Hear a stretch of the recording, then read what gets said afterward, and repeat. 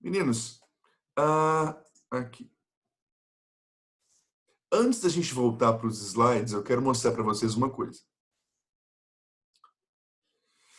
Você tem um vulcão que entrou em erupção, que é o Krakatoa, e foi justamente a parte que eu tinha parado a explicação na aula passada. O vulcão Krakatoa, esse aqui é a explosão atual, eu vou mostrar para você daqui a pouco, mas vamos só esclarecer um pouquinho aí que foi o gancho da aula passada. O Krakatoa entrou em erupção em 24 de agosto de 1883. Um vulcão que teve a explosão das mais desastrosas que o ser humano presenciou. Não foi a maior de todas, porém, com a participação do ser humano, foi a maior, certo? Esse Krakatoa, só para você ter uma noção, ele fica lá na Indonésia, entre as ilhas de Java, Estreito de Java e o Estreito de Sumatra. E essa explosão lá de 1883, de 4 explosões que o Krakatoa fez, a quarta foi a maior de todas. E só para você ter uma noção, em decibéis, né, que mede ali a quantidade da potência do som, uma rua em movimento, uma rua bem barulhenta e tal, ela gera em torno de 85 decibéis. Uma rua barulhentona. Um avião a jato, ele vai liberar ali uma quantidade de 110 decibéis. A partir de 120 decibéis, os nossos ouvidos aí já vão ter uma série de problemas. Já vai ter alguns danos aí. E só para você ter uma noção, a quarta explosão do Krakatoa, lá em 24 de agosto de 1883, liberou assustadoramente aí 310 decibéis. É o maior som já registrado pelo ser humano. O ser humano nunca conseguiu registrar um som mais alto que esse. Para você ter uma noção, num raio de 64 quilômetros do vulcão, todos os marinheiros ficaram surdos, os tímpanos estouraram, certo? Isso está provado já nos registros históricos. O som propagou numa velocidade de 1.086 km por hora, certo? E esse raio da propagação do som, para você ter uma noção, como o cara estava a 1.086 km por hora, o som deu a volta na Terra 3,5 vezes. Parece uma coisa medonha e é uma situação extremamente fora dos padrões naturais e plausíveis do ser humano. Certo? Então, tímpanos foram estourados. Mais de um ano você vai ter um processo de refração da luz. A quantidade de cinza, que se você lembrar da aula passada lá, o vulcanismo, ele não é necessariamente o derramamento de lava. É o expelimento de qualquer material, do interior do planeta para a superfície. Então, sim, pode ser expelido cinza, gases, lava e os materiais piroclásticos, que são as rochas que saem do interior do planeta. No caso do Krakatoa, ele lançou uma quantidade de cinza e de gases tão grande que chegou na mesosfera. A gente vai ver depois, nos próximos capítulos da apostila, a atmosfera. Mas só para te clarear as ideias. A primeira camada chama troposfera. Ela vai do quilômetro zero, nível do mar, ali até uns 15 quilômetros. A segunda chama estratosfera. Vai dos 15 até uns 30, 35. A terceira chama mesosfera. Vai do quilômetro 35, 40 até um quilômetro 80. Então, 80 quilômetros para cima, esse Krakatoa conseguiu lançar material. Então, você vai ter um processo de refração da luz. O que é isso? Noite. Próximo ao Krakatoa, ali na Indonésia, durante um ano, você vai ter quase noite.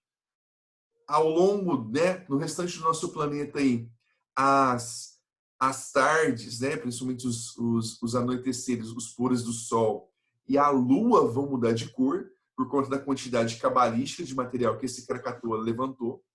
Não, não dormiu, não? Vai de novo, computador, O Enzo não tirou o microfone. Daí, o que acontece? Durante um ano, você vai ter esse processo de refração da luz. No hemisfério norte, só para você ter uma noção, o verão caiu a temperatura de 1,5 grau. 1,5 grau vai diminuir a temperatura. Por quê? A refração da luz fez com que menos radiação chegasse na superfície. Então perceba que um vulcão conseguiu fazer. E esse Krakatoa, no final de 2018, ele entrou em erupção de novo, levantou uma tsunamizinha ali de 10, 15 metros, e agora dia 10, se não me engano foi sexta-feira, ele entrou em erupção de novo, entrou em erupção sexta e parou de novo no sábado. Você acompanha o videozinho que não tem som, mas só para você visualizar o que é uma erupção, né? Que aconteceu aí do Krakatoa. Óbvio, esse aqui ele não é o Krakatoa original, certo? Ele é como se fosse um filho, Anak Krakatoa, porque é o que sobrou daquele edifício vulcânico da primeira erupção do século XIX. Mas só acompanha. Óbvio que uma erupção não é tão grande, porém ele causa um desastre. Perceba que o que é ejetado aqui, ó, esses materiaizinhos que estão sendo expelidos, a gente chama de bomba. É como se fosse uma trufa. Esse material na atmosfera, ele solidifica a camada externa, mas o interno está com lava. A hora que isso cai no solo, ele espatifa, ele estoura e expele material magmático. Isso é muito perigoso. Principalmente aí, se pega na cabeça de um ser humano, né? Ou de algum animal. Mas olha lá. E perceba como que ele modifica. Ó, olha a quantidade. É que a gente está longe, né? A gravação foi feita à distância. Mas isso aqui já dá uma centena de metros de altura e de experimento de gases. Certo? E eu achei muito interessante, sim. Perigosíssimo.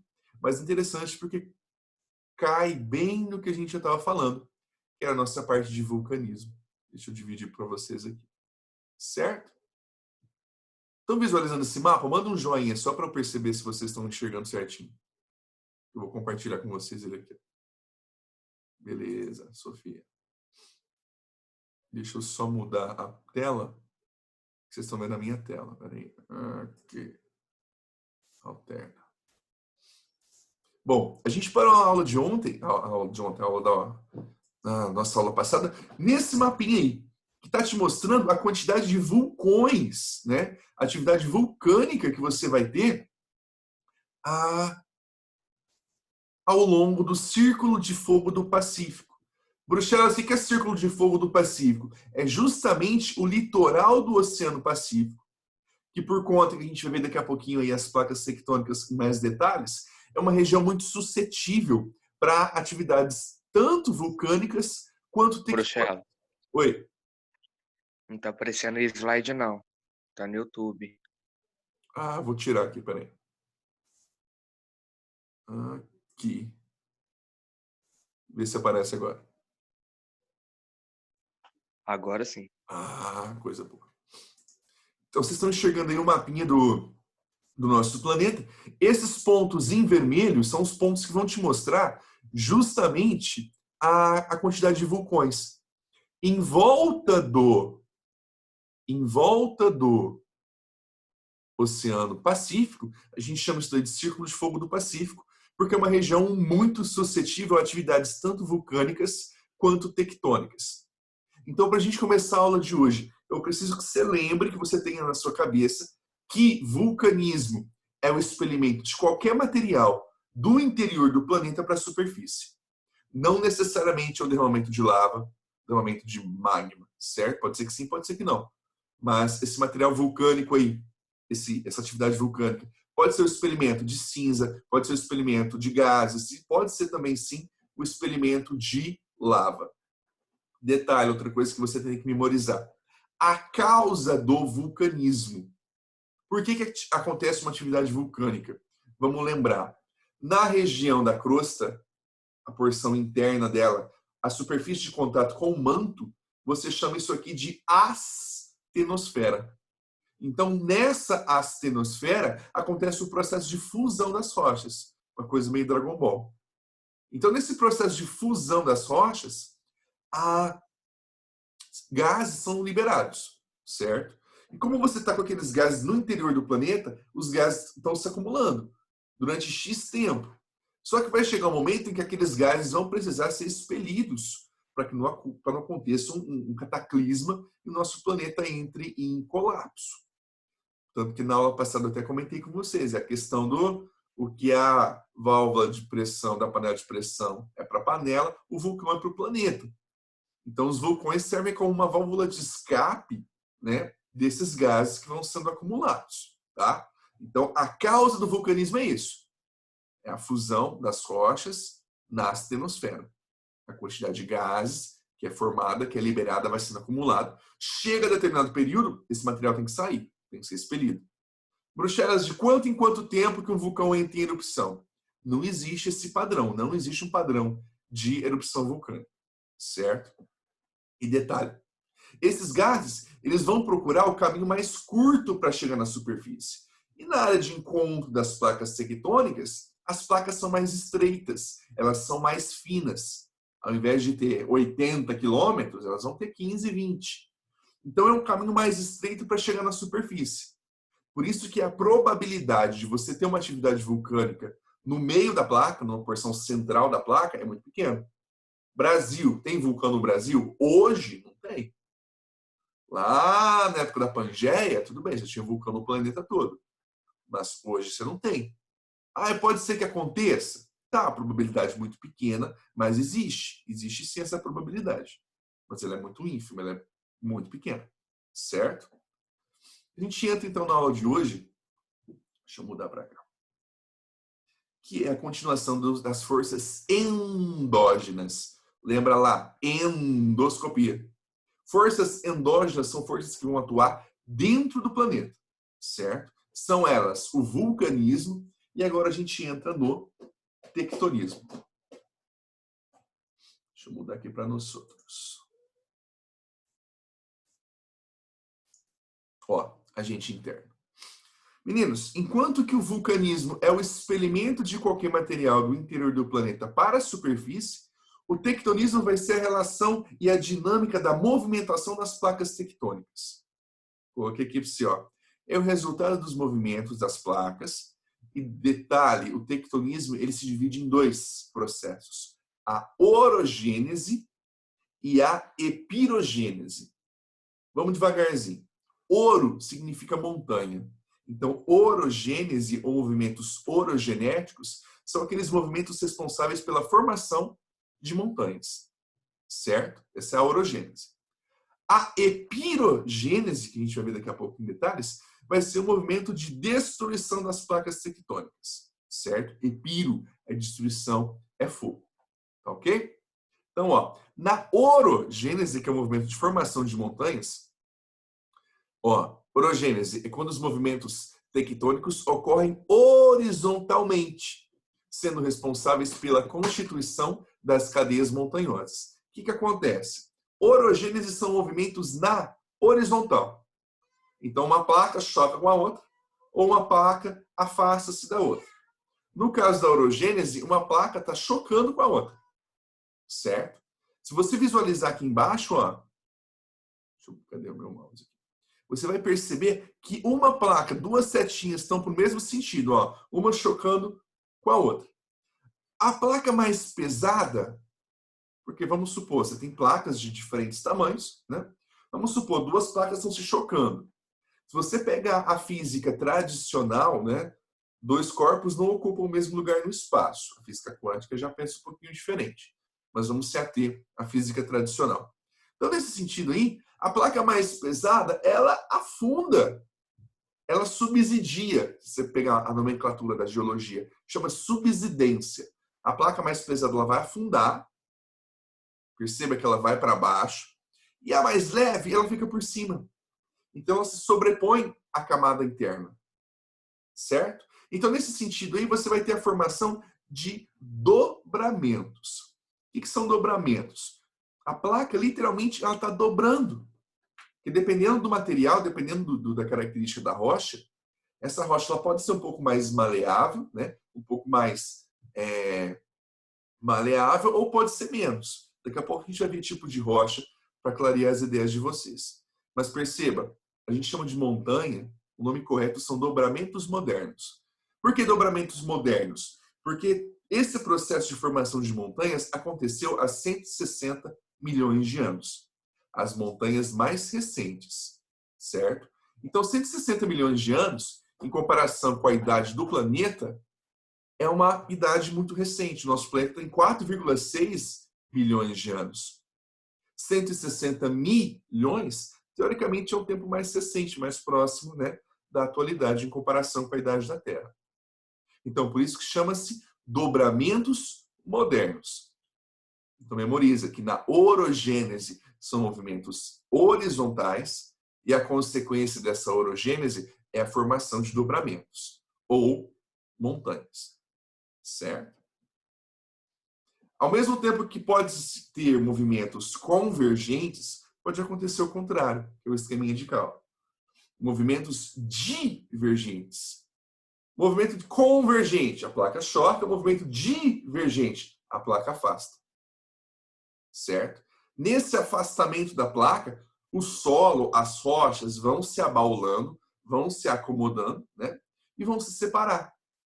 Isso leva, óbvio, milhões e milhões e milhões de anos. Não é um processo recente. É um processo longo e é um processo antigo. A maioria dos processos divergentes acontecem no fundo dos oceanos. A maioria. Com exceção de uma região que você tem aqui, ó, deixa eu já te mostrar, chamada de Chifre da África, que eles chamam de Rift Valley. O que está acontecendo aí no Chifre da África? É um chifre que lembra um chifre de rinoceronte.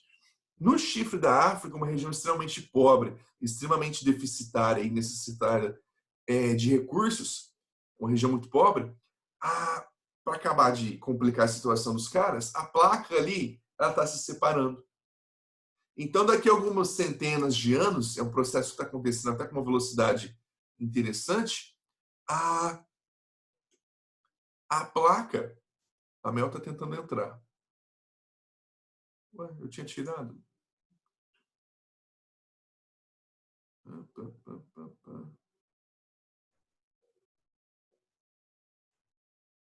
Estranho, que eu tinha deixado para todo mundo entrar depois do horário. Pede para ele entrar de novo. Estranho. Deixa eu voltar aqui. Então, ó, nesse Rift Valley aí, a placa ela está se separando.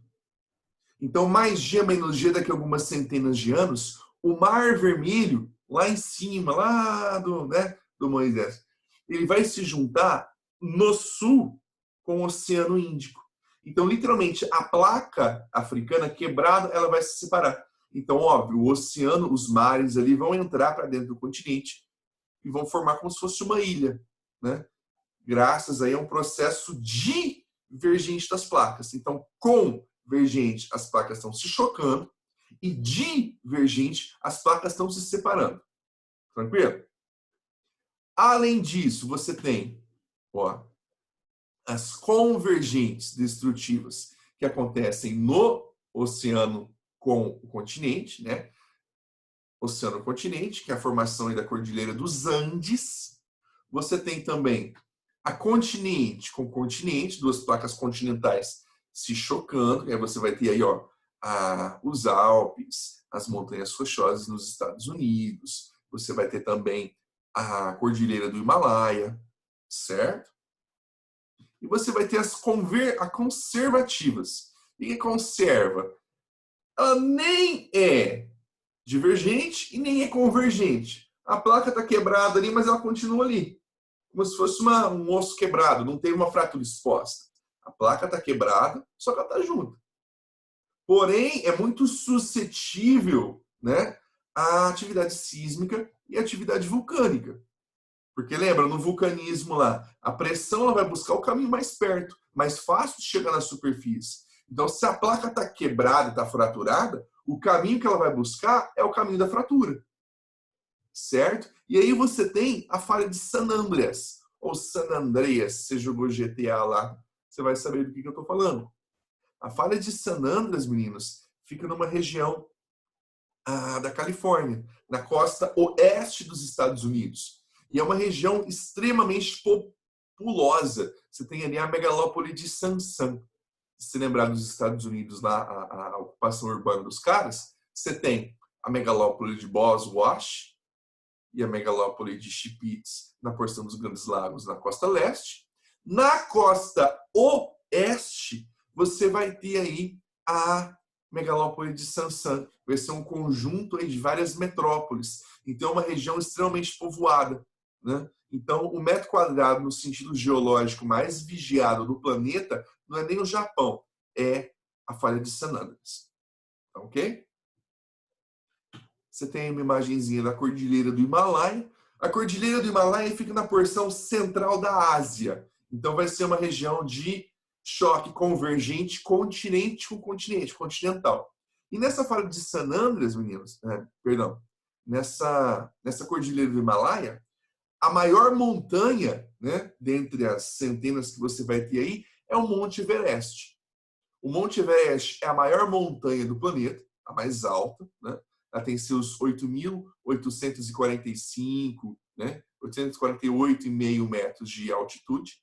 Ela é a mais alta partindo do nível do mar, né, dos 0 metros. Se você pensar no relevo submarino, existem montanhas mais altas, certo? Mas aí é outra categoria. Montanhas superficiais é o Monte Everest, que é a mais alta do planeta. Ela é tão alta que quando o pessoal vai escalar, não sei se você já viu, o pessoal tem que usar cilindro de oxigênio, porque como você está numa altitude muito alta, a quantidade de oxigênio diminui, certo? Então, um outro exemplo aí de atividade convergente. Você tem a convergente oceânica, que ela pode acontecer também, aí você vai ter a formação de ilhas, né? A formação de ilhas pode acontecer tanto no sentido convergente, quanto no sentido divergente, mas tem que acontecer, acho que é óbvio, tem que acontecer no oceano. Agora, olha esse mapinha de cá, ó, perceba isso. Ele está te mostrando as áreas de convergência, de divergência e as áreas conservativas. Uma setinha está afastando da outra. Ó, no meio do oceano é Atlântico. Está formando a dorsal meso-oceânica. Uma dorsal inteira. O que é uma dorsal? A placa separa, o material sobe. O oceano é gelado, aquilo ali cicatriza, aquilo ali solidifica. Só que como o processo é contínuo, centímetros por ano, ele vai, o quê? O material vai saindo e vai solidificando. Daqui a algumas centenas de milhares de anos, você vai ter a formação de um novo continente, né? Então, a dinâmica desses continentes, ela vai alterando, ela vai se modificando. Tranquilo?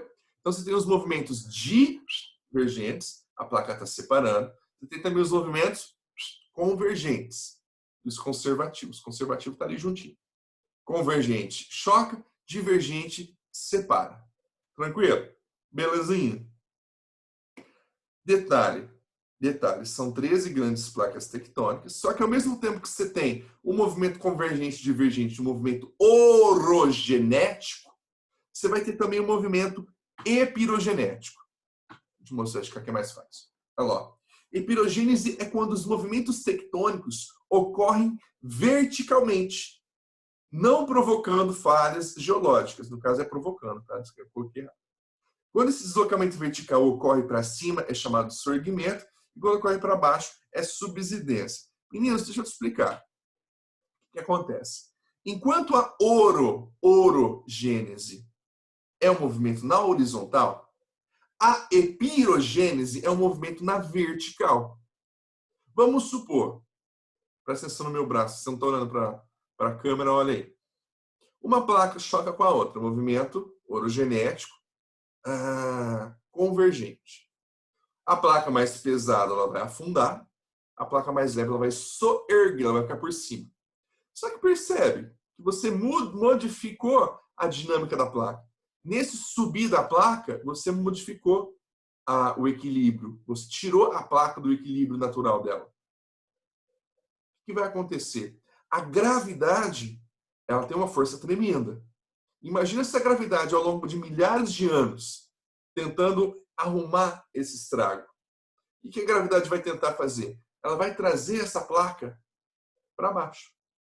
E nessa tentativa de trazer a placa quebra, ela fratura. Então vamos lá. A consequência da orogênese são os dobramentos. A consequência da epirogênese são os falhamentos, certo? A placa literalmente fratura. Olha esse esqueminha aqui, ó. Pode acontecer dela levantar, olha lá, o bloco levantado é o Horst e bloco rebaixado Graben. A nomenclatura aí da geologia não é tão interessante para a gente, mas é bom saber. Então perceba, olha as cores das camadas geológicas, das camadas de rocha. A fratura da placa é literalmente a tentativa da gravidade de arrumar a dinâmica dessas placas tectônicas aí. Certo? Tranquilinho aí? Tem alguma dúvida por enquanto? Perceba esse mapa. Ele é muito semelhante ao mapa de vulcanismo.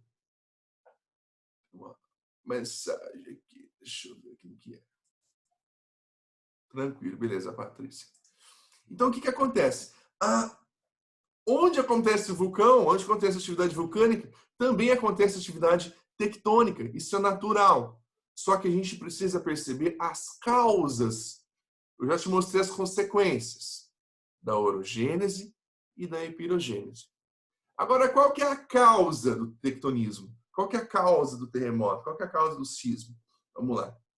Para as placas poderem se movimentar, se você lembrar da aula passada, a gente viu sobre a teoria da deriva continental do Alfred Wegener. O Alfred Wegener, ele era um climatólogo alemão e o cara viu uma semelhança entre o continente africano e o continente sul-americano. E ele buscou argumentos geológicos, argumentos paleontológicos para provar aquela teoria dele, lá em 1912. Ele publica. Até então, o pessoal, a academia alemã, ela acha interessante, porque ele consegue provar que houve essa movimentação. Só que o como se movimentou, ele não tinha como provar, né? Só nos anos 50 que você vai ter a descoberta aí da dinâmica da convecção do magma. Então, pera lá. Se o magma está se movimentando, vamos lembrar da aula passada, ó. Próximo à litosfera, na astenosfera, o magma está a 1000 graus, aproximadamente, um pouco mais. Próximo ao núcleo, o magma está a 6.000, aproximadamente. Então, você tem uma diferença de temperatura de 5.000 graus. Pela propriedade física da matéria, o que acontece? Molécula aquece, ela dilata, esfria, ela contrai. Toda matéria acontece isso. Aí, o que acontece? O magma que está próximo ao núcleo, ele está fluido, está leve, ele sobe. O magma que está próximo à superfície está pesado, está denso, ele desce. E fica esse movimento cíclico, lento, mas ele acontece, ele ocorre. Tranquilo? Esse é o movimento de convecção do magma. E graças à convecção do magma, as placas vão se movimentar. Então, a hora que você me perguntar, Bruxelas, qual que é a causa do tectonismo, então? É o movimento de convecção do magma. A movimentação desse magma vai causar esse tipo de movimento na crosta. Tanto divergente, quanto convergente, quanto os epirogenéticos ou orogenéticos. Certo? A causa do vulcanismo, vou bater na tecla, é a fusão das rochas na astenosfera. A causa do tectonismo é o movimento de convecção do magma. Tranquilinho? Ah, Bruxelas, mas acontece na mesma região. Sim. E é por isso que eu estou te falando. Não confunda. Acontece, sim, na mesma região. Só que as causas são diferentes. Beleza? Uma outra explicação que eu quero dar para vocês são os abalos sísmicos, né? Os terremotos em si. O que acontece? Dependendo da propriedade da rocha, cara, a placa ela é imensa, ela é gigantesca. Ela é continental. Então, aquela movimentação, vamos supor que seja o convergente. Uma placa choca com a outra. Não vai ser um movimentozinho aqui que vai fazer com que a placa suba. Porém, essa placa muito sólida, pouco erudível, ela vai tendo pressão. Ela vai acumulando essa pressão. Da mesma forma que o vulcanismo acumula pressão com gás, ela vai acumular energia aqui. que acontece? Vamos supor que tem um movimento de separação ou de convergência, ou mesmo um acomodamento rochoso. Vamos supor, te dar um exemplo. Tem terremoto no Brasil? Tem. A gente sente? Não. Tem terremoto no mundo inteiro? Tem. A gente sente? Não. Né? Os sentidos do ser humano são muito ruins para captar abalos sísmicos. A gente consegue percebê-los com grandes magnitudes. Porém, no planeta todo acontecem terremotos. No caso do Brasil, quando a gente sente, né? Ano passado teve um ali em Delfinópolis, não sei se vocês lembram, foi no comecinho do ano também ali, em Delfinópolis, a gente sentiu, em Franca, aqui em casa que eu estava trabalhando, parecia como se fosse um caminhão pesado descendo a rua, sabe, daquela tremidinha na casa. Eu não associei, achei que fosse um caminhão.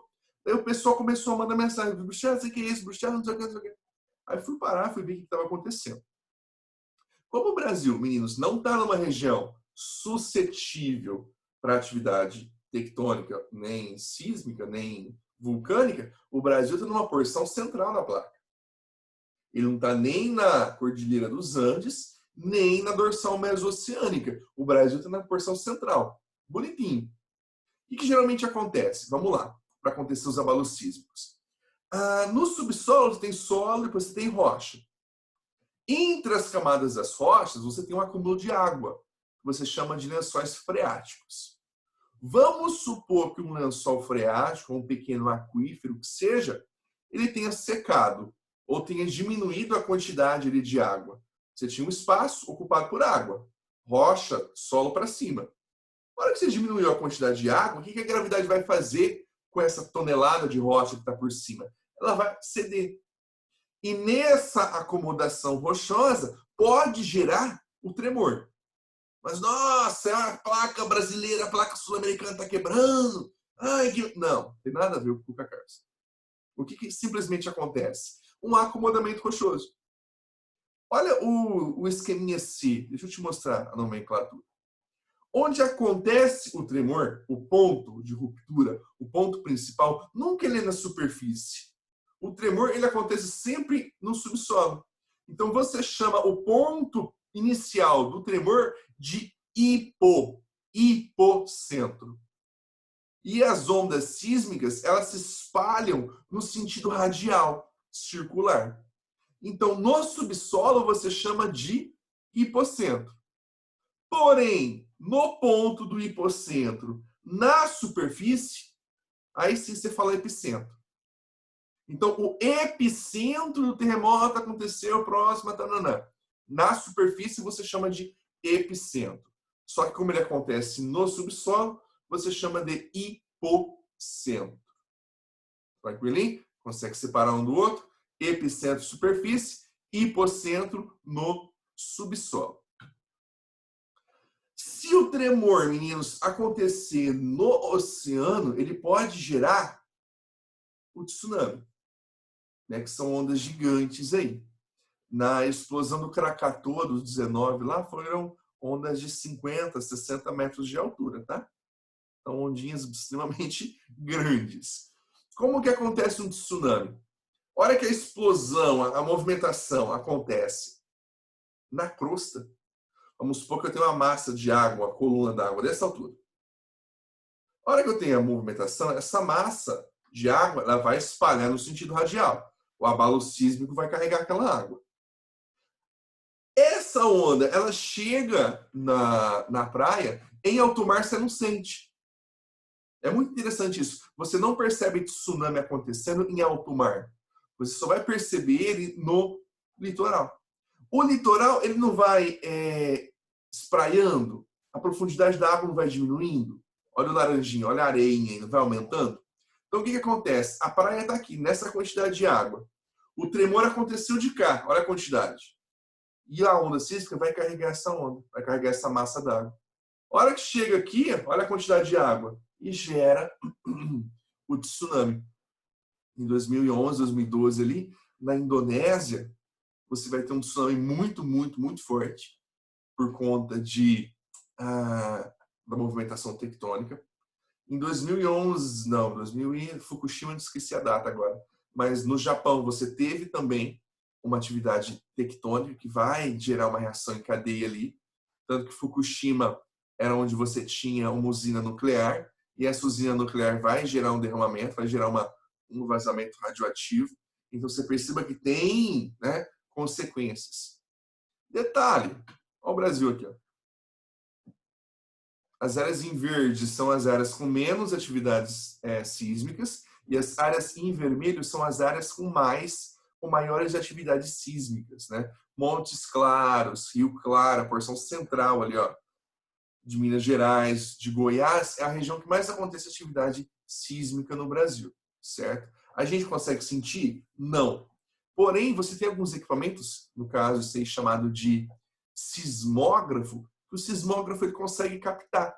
Ele tem sensores no subsolo, né? E conforme acontece os sismos, os tremores, o sismógrafo vai registrando nessa bobina.